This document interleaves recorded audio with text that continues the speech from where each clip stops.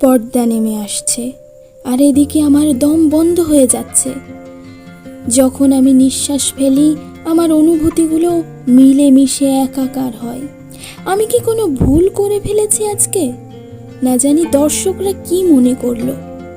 আমি যেমন মানুষ হয়েছি তেমন এতেই আমি খুশি, কারণ আমি কাউকে আনন্দে ও খুশিতে চিৎকার করাতে পারি। পারফরমেন্সের রেশ এখনো কাটেনি।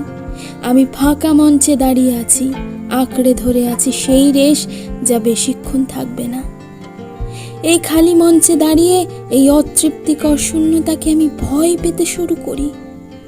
আমার দম বন্ধ করা অনুভূতির মাঝে আমার জীবনের সীমারেখায় কোনো কারণ ছাড়াই আমি জোর করে অভিনয় করি যে আমি ভালো আছি। যদিও এটা প্রথমবার নয়, আমার এতে অভ্যস্ত হয়ে যাওয়াই ভালো।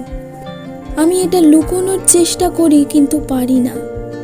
যখন অনুষ্ঠানের উষ্ণতা কমে যায়, আমি খালি আসনগুলো পিছনে ফেলে আসি।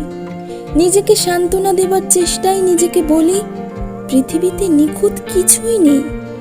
আমি নিজেকে ছেড়ে দিতে শুরু করি। এত এত করতালি, এত খ্যাতি চিরকালের জন্য থাকবে না।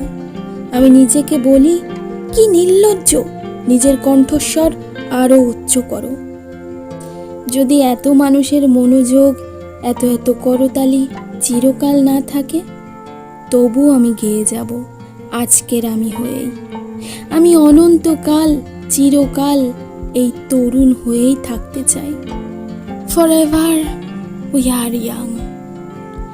বৃষ্টির মতো ঝরে পড়া ফুলের পাপড়ির মধ্যে দিয়ে আমি দৌড়াচ্ছি। আমি এই গোলক ধাঁধার মধ্যে হারিয়ে গেছি। এমনকি যদি আমি পড়ে যাই, ব্যথা পাই, তবুও আমি ছুটি, আবারও ছুটি নিজের স্বপ্নের পিছনে। চিরকাল আমরা তরুণ, ফরএভার উই আর ইয়াং।